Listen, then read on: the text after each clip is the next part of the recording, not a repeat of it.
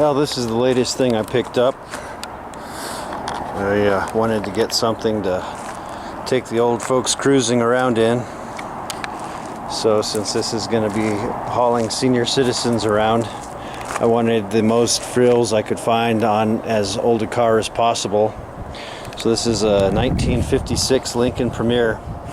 Power steering, power brakes, electric windows, air conditioning, heated front seat, four-way electric front seat, electric antenna.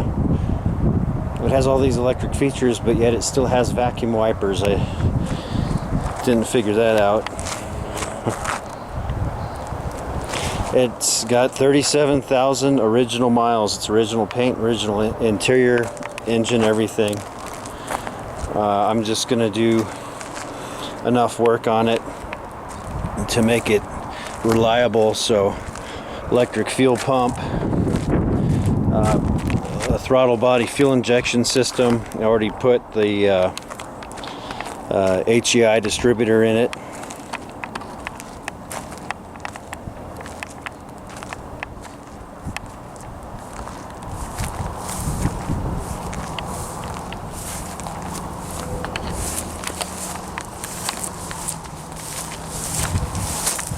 It is a well of a car.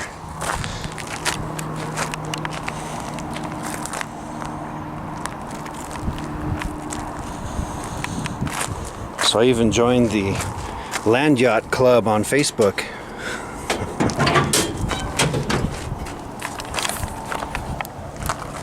I think this car qualifies. It's 18.5 feet long. It's a 368 Lincoln. And I believe the Mercury's had this engine also. 2-year only, 283 horse, 9-to-1 compression. And so all the power, everything's factory on this. This is power drum brakes with the old single master cylinder. There's the power steering unit. Or the pump anyway. Let's see, here's the actual power steering. So I can get in there.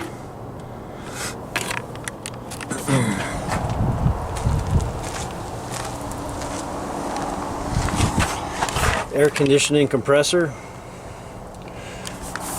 This has a strange air conditioning. It's the evaporators in the trunk. And then this here doesn't have a clutch. It runs all the time, the compressor on this particular AC setup.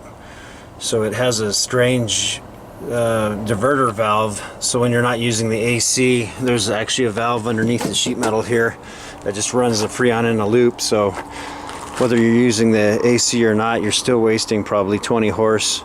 So I'm gonna change this out with a modern compressor that I already have, and then put a separate switch for the clutch. This draws in fresh air. I don't know if it's in the fender. Looks like it takes it out of the fender for the cabin. Draws in fresh air for the intake also, which I thought was pretty fancy for 56. It runs a little hot, but it's been in the 90s here. So I did put a flex fan on it, rebuilt the water pump, and I added an electric pusher fan, but it's hidden. It's behind the air condenser.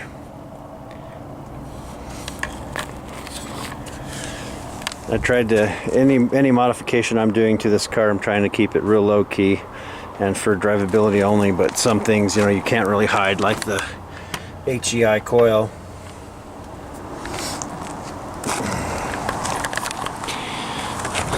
You might see about having the seats reupholstered, at least the uppers, and maybe clean up the bottoms. But this is leather, so it cost me a fortune to have it redone. Hopefully, you know, just do what it needs. And then the headliner is immaculate. 66 years old. All the courtesy lights work. The dash, same thing. Vinyl's in perfect condition.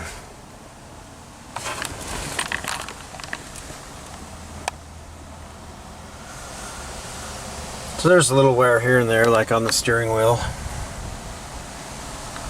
and carpet, and you know, you can tell it's original stuff.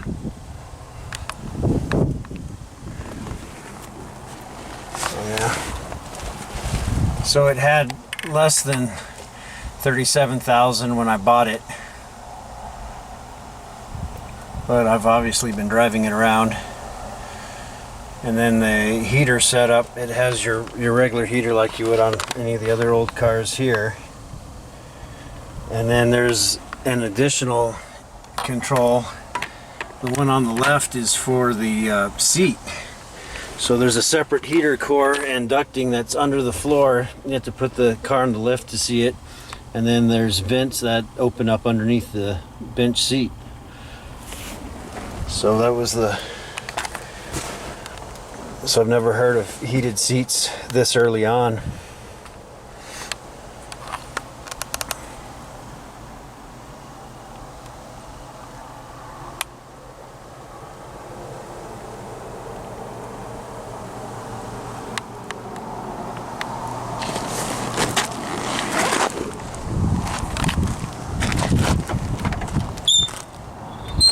There's little pits here and there.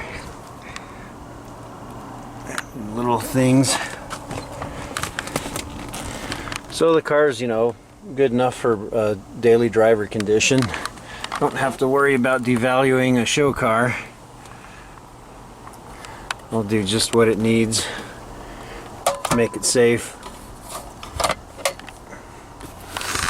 I don't know if these were factory or somebody put these on. If they put these on, these were put on a very long time ago.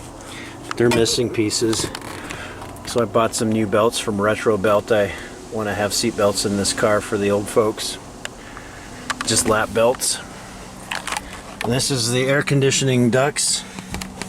So the evaporator unit's in the trunk. This is where the air blows out. This is an aftermarket. Well, no. This is a dealer added accessory. You could have ordered this car with the air conditioning. It would have had ducting that came up and went under the headliner, and then there would have been 4 vents in the headliner, so each person would have their own vent that they could aim at themselves, kind of like being in an airplane. This is the intake, the return air. That's a radio speaker. The AM radio works in this car too. It has that front speaker I need to secure. It's kind of loose. And then get the switches in there. I was working on the air conditioning system. The switches are bad, so I'll put those modern switches in there. Let's see. There's the radio.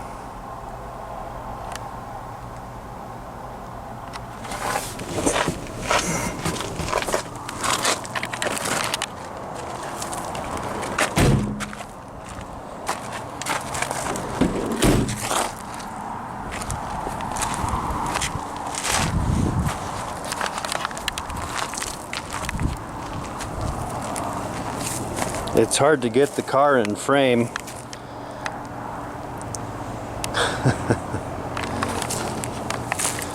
I like the way the exhaust comes out the bumper. That's pretty neat.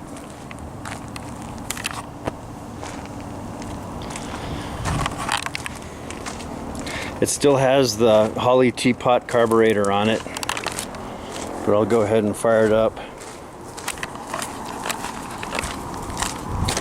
I hope to have the Holley Sniper installed this weekend. I'm waiting on an adapter plate.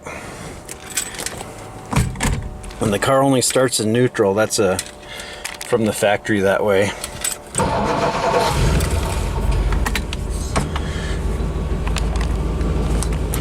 Check out one of the windows.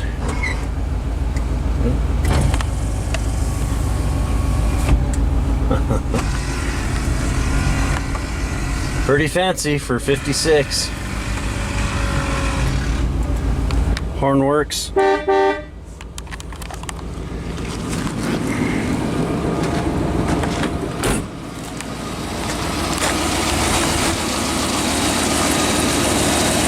You can barely hear the engine run on the freeway. It has a 306 rear end in it, so it's all freeway, 3-speed automatic. First year for the Lincoln to have 12 volt, and it's also negative ground.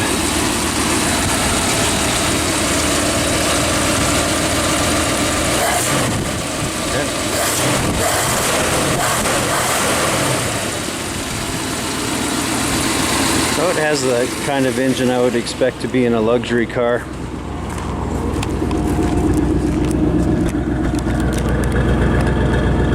No smoke.